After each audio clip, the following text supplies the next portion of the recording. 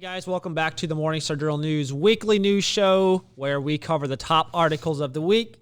Mr. Caleb Havanka is back with us this week, and he's back as a married man. That's right. Sorry, ladies. Look at that wonderful ring on there. He is taken.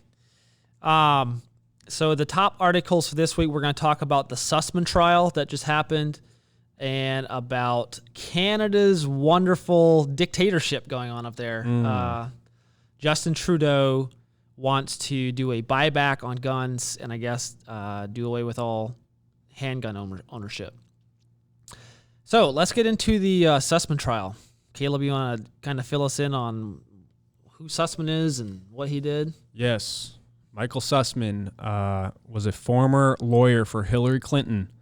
He basically lied to the FBI, telling them that he had information on Donald Trump.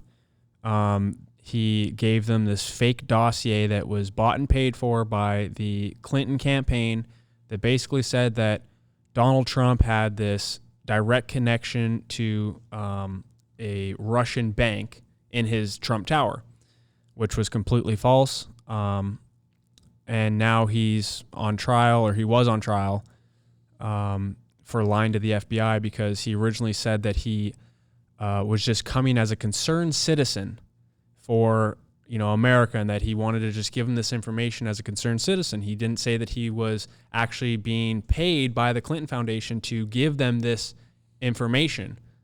And so later on, they found out through text messages that was the case, actually, that he was paid for by the Clintons, and that he was trying to get dirt on Donald Trump and get the FBI to investigate him and basically impeach him and get rid of him.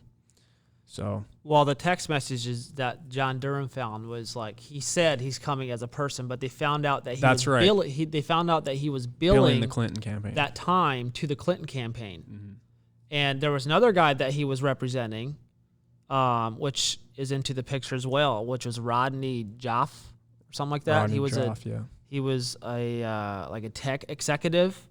And so he told Sussmann about that data that a computer researcher nicknamed Tea Leaves found with that the Trump email domain.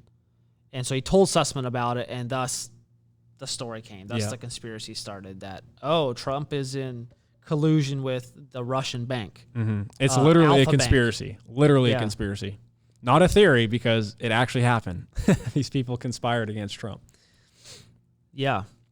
But John Durham, he's a U.S. attorney, and in September 2016, he filed a 27-page indictment against Sussmann, and it wasn't necessarily for spreading, like, despite all that Sussmann did and the false story that he promoted and told the FBI, he indicted him on what you just said, that he represented himself falsely to the FBI, thus lying to the FBI, which breaks U.S. Code 1001, which says it's illegal for a citizen to lie to a law officer and carries a penalty of 5 years in prison. Yeah, that's crazy. And what was interesting was one of the jurors, the jury woman, afterwards said, let me quote this right here so I don't get it wrong. It was crazy. She said, quote, "I don't think it should have been prosecuted. There are bigger things that affect the nation than a possible lie to the FBI." Oh my goodness. Unquote. A possible lie? Even though it's a crime up to 5 years, and this is a political lie, you're saying that. I mean, that's kind of a big deal. Yeah. So why would a jury woman say that? And it's not a possible lie. There's evidence that he actually lied, because the text messages literally show that he lied. Well, from what I would research, there's not actual evidence on text messages. Oh, really? So what I read, according to this article by Ben, you can share what you found, but what I found, according to Ben Johnson on the Daily Wire, he wrote this article a while back that said everything you need to know about the Durham probe. And what he said was that Sussmann. So what he said was that the text that Durham found, that Sussmann texted to the FBI agent, James Baker, I think was his name. Yeah. the evening before the meeting, he texted, quote, "Jim, it's Michael Sussmann. I have something time-sensitive and sensitive I need to discuss. Do you have availability for a short meeting tomorrow? I'm coming on my own, not on behalf of a client or company. Want to help the borough. Thanks." End quote. So there he was saying that I'm just coming on my own, not behalf of anything. Mm-hmm. And so, but Durham said that Sussman's lie was material because it misled the FBI general counsel and other FBI personnel concerning the political nature of his work. Basically saying that had Sussmann admitted that he came to the office on behalf of Donald Trump's chief political rival, Hillary Clinton, the FBI would have taken that consideration and just like taken his allegations with a grain of salt, basically. And so Sussman's legal team was like, okay, even if Sussmann did lie, how can you prove that he did? Because there's no phone recordings, and the only text message they found was this one, which he is saying, "I'm coming on my own." But he billed his time to the Clintons. That's where Durham said he has evidence because he literally Durham documented that Sussmann billed his meetings on the Alpha Bank issue to the Clinton campaign as general political advice. There you go. So that to me is damning. That's to me, but I'm not a lawyer or anything, but yeah, I think that's evidence right there. But then you have, how I said that Joff guy, the tech executive that Sussmann also represented. So when Sussmann met with the FBI in September of 2016 to tell them about what he had found with the email server, the FBI opened the investigation and then closed it like within days because the investigation revealed that the email server at issue was not owned or operated by the Trump organization, but rather had been administrated by a mass marketing email company that sent advertisements for Trump hotels and hundreds of other clients. So it might have went to the Alpha Bank thing, but it was all for advertisements for the Trump, like it was a mass marketing email company. But Rodney Joff, I don't know how they say that last name, Joffe, he realized that, but he didn't seem to care because he told his researchers that their work will give the base of a very useful narrative. The existence of a mere hypothesis would satisfy the campaign because it would trigger a broader investigation into Trump, and that an investigation itself constitutes a win. Like these people are dirty. Yeah, he said this stuff. Yeah. You don't investigate something without evidence. Well, the FBI they investigated something and they dropped it right away. Yeah. So it should have been done and over with then. But the problem was they went to the media. That's exactly what I was going to get at. The media rolled with this and went with it when there was no evidence. And I think even the New York Times, when they first found out about this, weren't going to publish it at all. But BuzzFeed, they were the first ones to release it. And then all the other mainstream medias are like, oh, shoot, we got to catch up with BuzzFeed. So they released it as well. But they weren't going to because it lacked evidence. It lacked weight to it. So the New York Times wasn't even going to publish it at first. No, they were not because they even said this lacked evidence. But it's funny how and I don't know if you mentioned this, but the Clinton campaign manager, Robbie Mook, and in the trial, he said, as a defense witness for Sussmann, he said that Hillary Clinton authorized this dossier of the Alpha Bank. She paid for it. The Clinton campaign paid for it, and she encouraged it to go to the media, so it would be leaked. Yeah, in just October, to get it out there. In October, they called the October surprise. Yeah, exactly. So, and another thing that Tim Pierce on Daily Wire, he wrote an article called "Jury Clears Former Clinton Attorney Michael Sussmann of Lying to FBI." So yeah, by the way, the jury found Sussmann not guilty. Not guilty, yeah, which is shocking. That's the story that we're covering. Well, mention the jurors though. Yeah, we will get to that. But Tim Pierce wrote in his article that the same time Sussmann was meeting with the FBI agent, he was also shopping. He was also giving that evidence to a reporter at the New York Times. Okay, so you basically said that already, but the New York Times said there's not much evidence here. So Sussmann didn't wait for the FBI to investigate it and see if it's true. He went to the New York Times at the same time. And after he found out the FBI didn't that the FBI's investigation didn't pan out, he took an updated batch of data to the CIA in February of 2017. And the CIA also included that Sussman's information was, quote, not technically plausible, did not withstand technical scrutiny, contained gaps, and conflicted with itself, and it was user-created and not machine tool generated, according to Durham in his April 15th In other legal words, filing. it was made up. Yeah. So the FBI debunked it, the CIA debunked it, but Clinton still pushed the story, Yep. which is crazy. Because it's all about the narrative, right? If you Yeah. can put in people's minds that Donald Trump is connected to Russia, even though it's fake, and the media pushes and goes with it, people will just be spoon-fed. Yeah, and a lot of they'll people believe it without doing research on it. I didn't know much about this thing, so I didn't really know. So I just started researching it when I found this article that the jury found him not guilty. And I think a vast majority of the people think that Trump did stuff with Russia. Yeah. But you can, like, it's so much evidence that this was debunked right away, but it even went so far as the Congress tried to impeach Trump over this, right? Yeah. Even though it was debunked. Yep. Literally for the past 5 years, the media has been saying Russia collusion with Trump. Right. When there's zero evidence. But let's talk about the jurors, though, Okay. of this case. 3 of them are Clinton donors. One of them's an AOC donor. And another one is a woman whose daughter is on the same sports team as Sussman's daughter. Yep. These are the jurors that basically let Sussman off scot-free. If that's not conflict of interest, I don't know what is. Right. I mean, you're in D.C.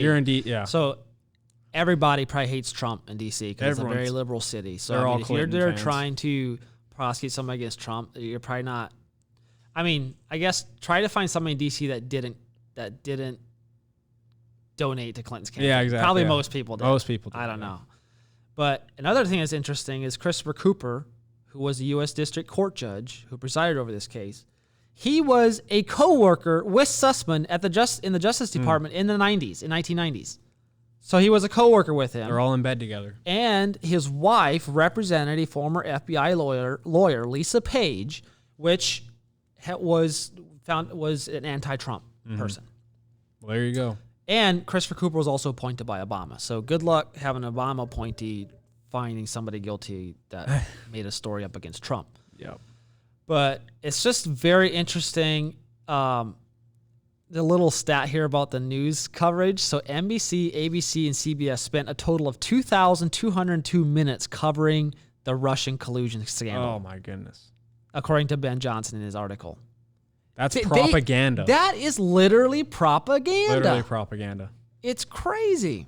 That's like, imagine, in Nazi Germany, them just running that much time on like how evil the Jews are and bad the Jews. People will believe it. People just will believe it. What's the saying about propaganda? If you say a lie often enough, people will believe it. Yeah.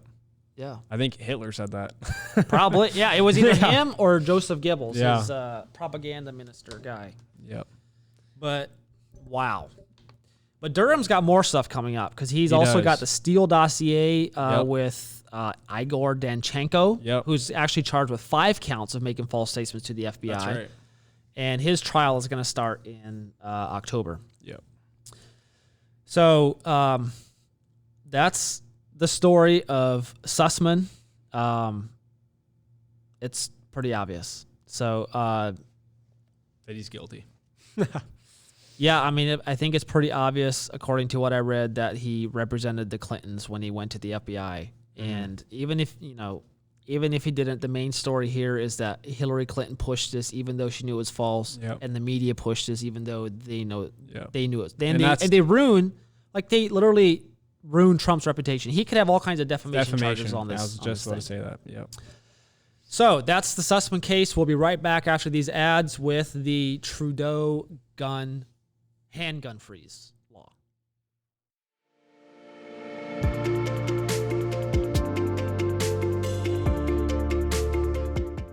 Hello, I'm Chris Reed, and I want to tell you about the upcoming New Era Conference here at Morningstar. New Era is Education Reformation Association. It's here at Morningstar June 26th through the 28th. I'll be speaking, Rick Joyner, Chuck Pierce, and we're going to teach everything from A to Z to those who feel called to reform education, whether starting Christian schools, homeschooling. We're going to equip and train you to reform education.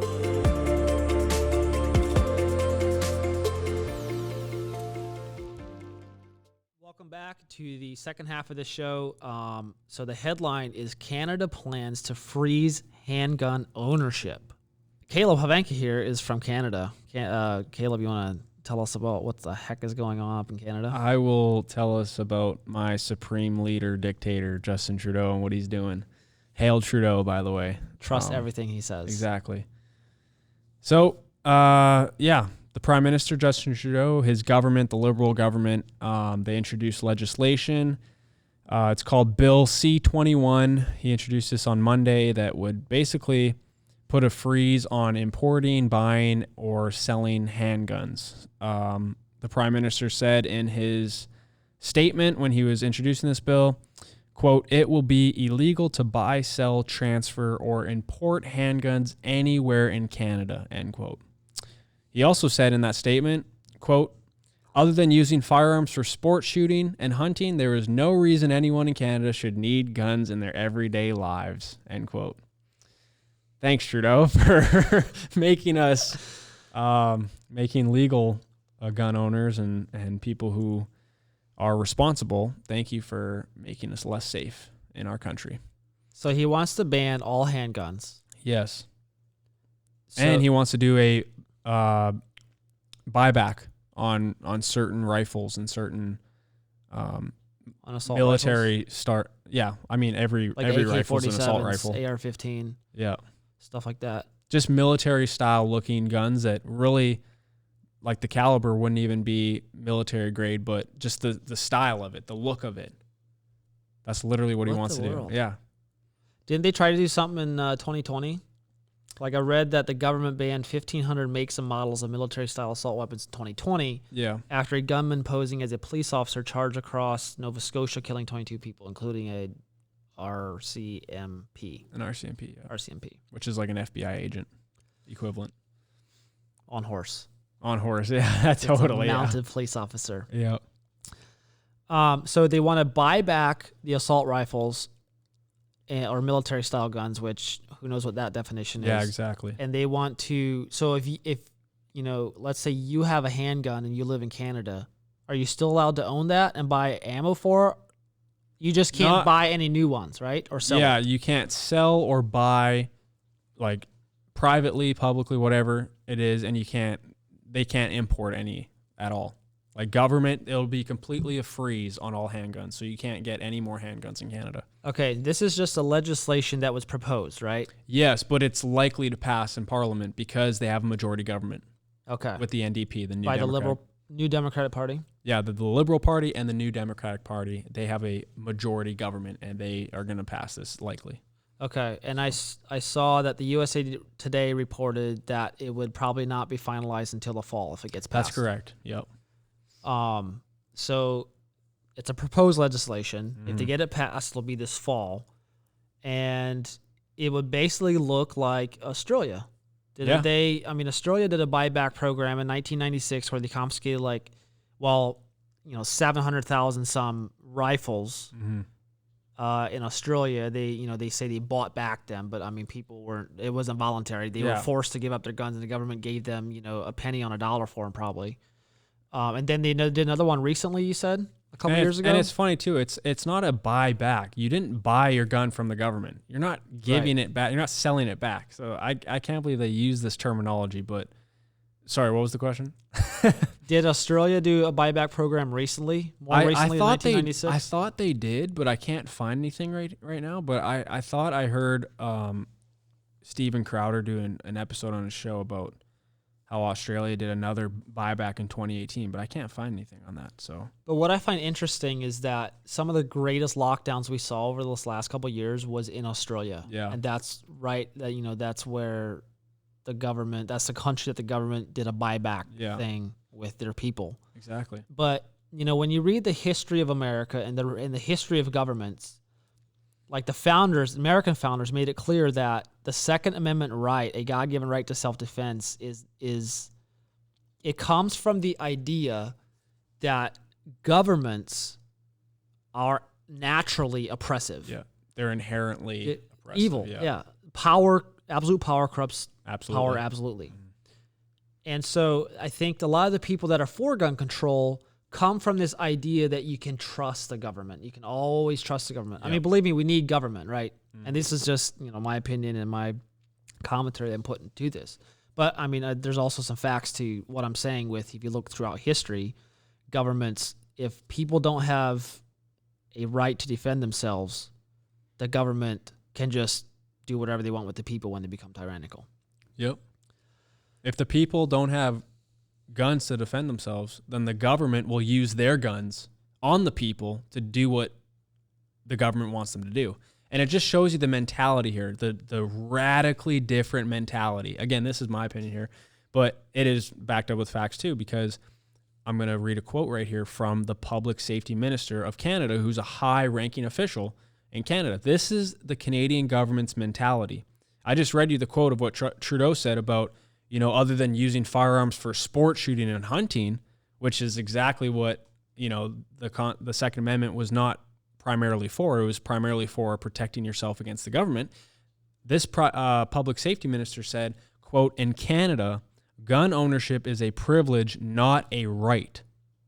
He said, "This is a principle that differentiates ourselves from many other countries in the world, notably our colleagues and friends to the south," end quote. So right there just tells you the mentality of the Canadian government versus the American government. The Canadian government doesn't believe your natural God-given right to self-defense, because in a way you need a gun to actually defend yourself if a perpetrator is using a gun. Like, you know what I mean? That's just equal playing field. How are you supposed to defend your property and defend yourself? With your fists or a knife? Like, I mean, yeah, but what if the other person has a gun? Like, again, exactly. Criminal, he's doing this. Why is this legislation coming? Is it coming because of a mass shooting that happened in Texas? That's exactly why it's coming, yeah. And which handguns had nothing to do with that in the first place. It was an AR-15. It was an AR-15, which that also had nothing to do with it. Yeah.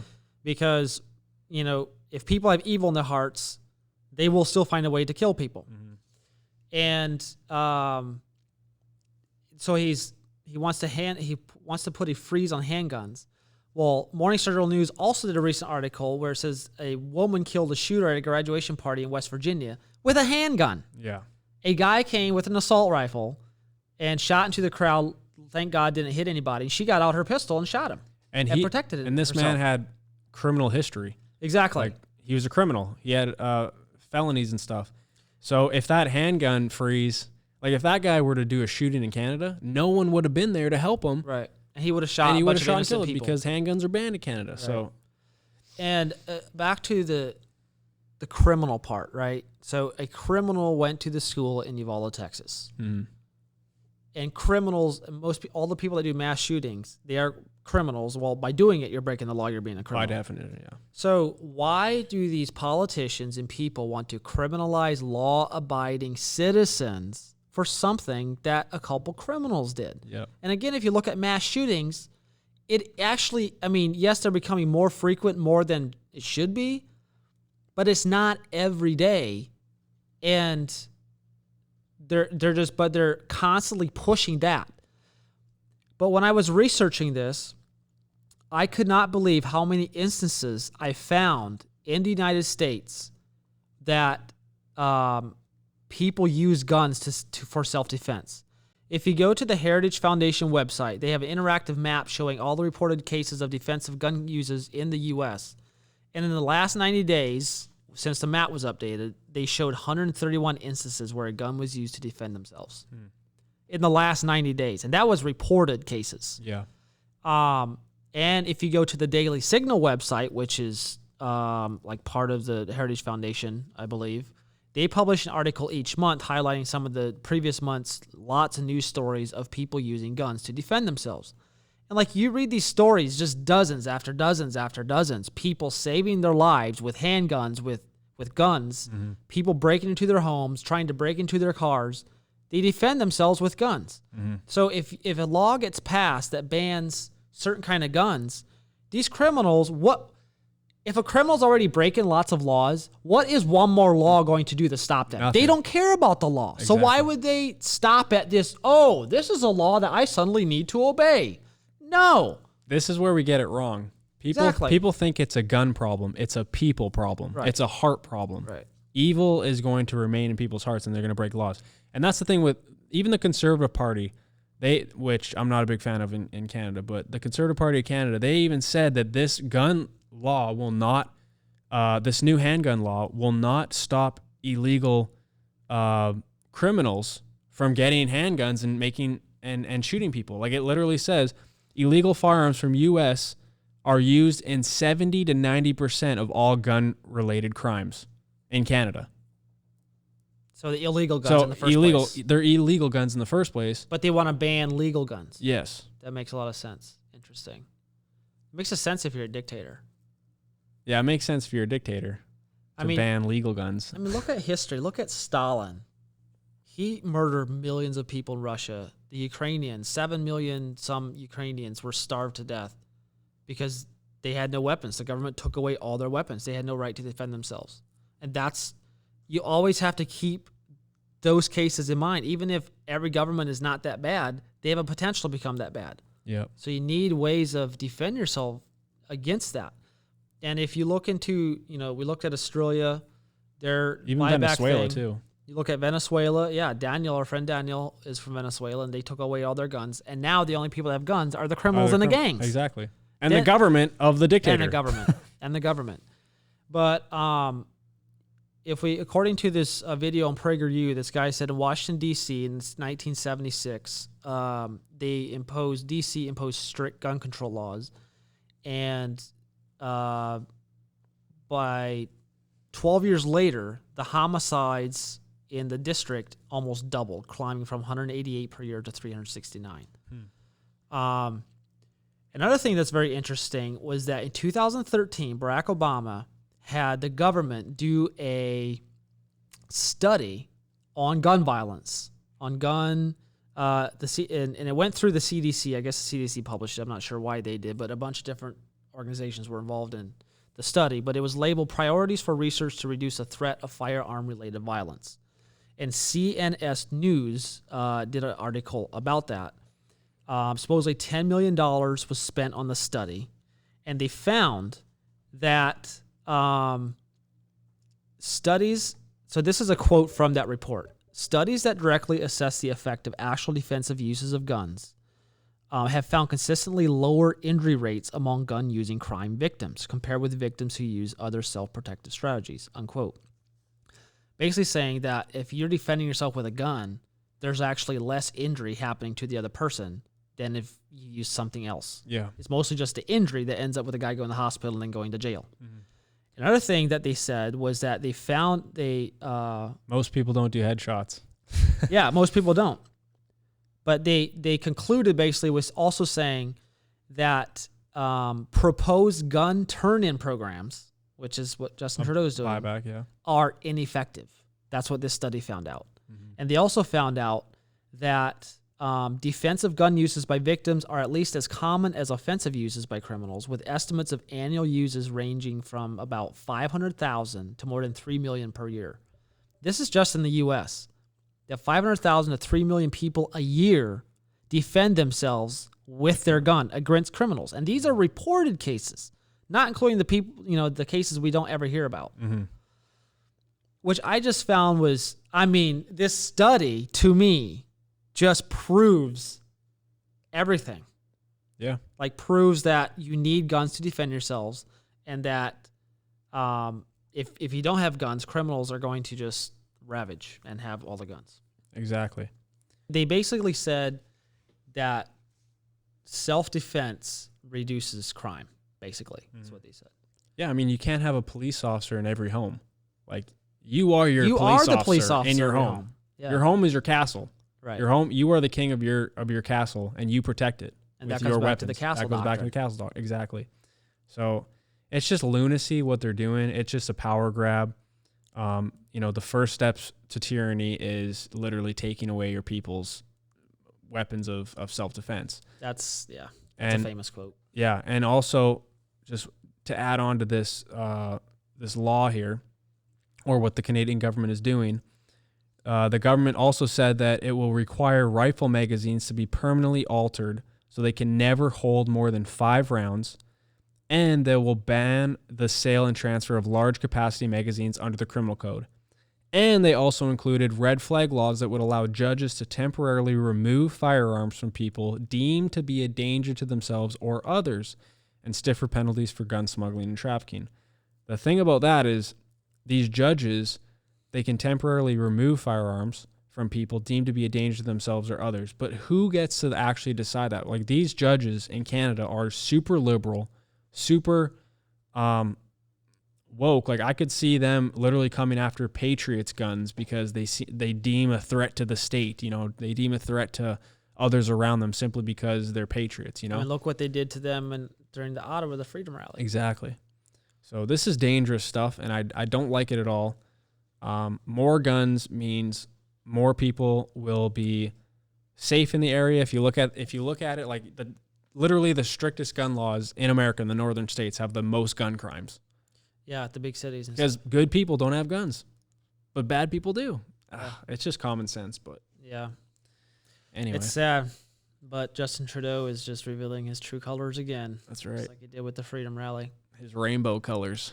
So thank you guys for tuning in. That's going to be it for today. Those are the 2 biggest stories that we wanted to cover from this week that's going on in North America. We'll be back next week with more hot topic news articles that happen next week. Thank you guys for watching. If you enjoy this, please share the video, and we will see you next week.